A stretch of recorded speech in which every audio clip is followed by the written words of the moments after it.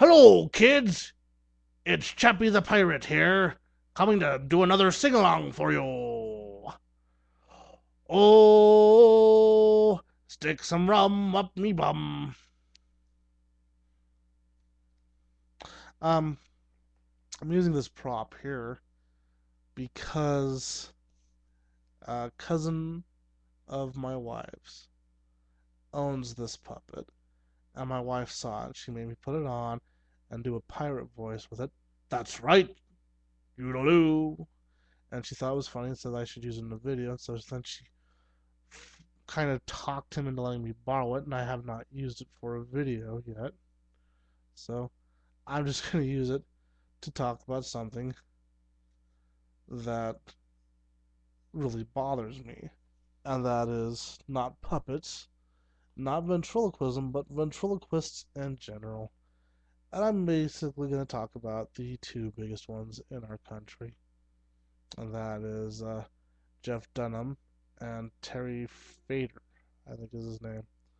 Now, it used to be when you type in ventriloquism, Jeff Dunham was the first name that, when you Googled the word Jeff Dunham, was the first name that came up. So I was into learning about him, saw his videos, thought he was a good ventriloquist, thought it was kind of funny. And then the more I started listening to it, the more I'm like, well, the stuff he says really isn't funny and could be a little bit on the racist side and could be a little bit right wing, and I don't like right wing, so decided I wasn't a big fan after a while. In fact, after a while, I started going, he's really not that funny.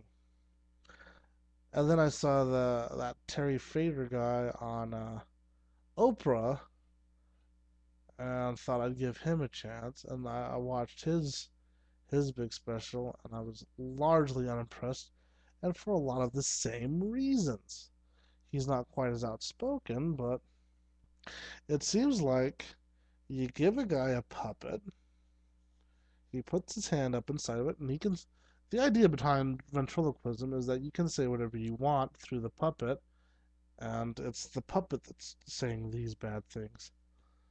But it's the manner of the joke kind of belays the theory behind the philosophy behind it. The way the joke is told, you can kind of tell where they're going with it.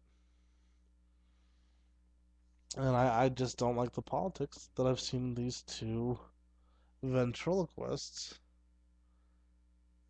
and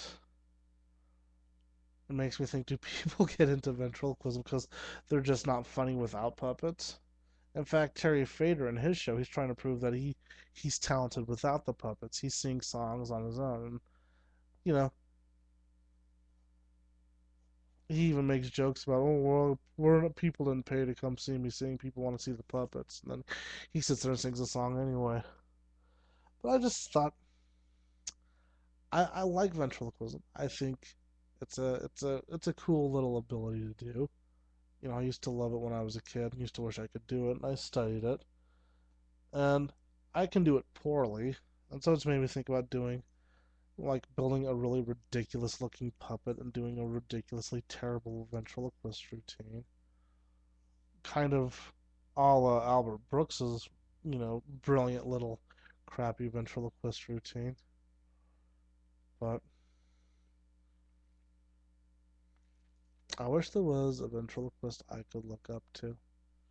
I've got magicians that I can look up to, jugglers I can look up to, comedians I can look up to, but as for ventriloquists, I don't have a hero ventriloquist.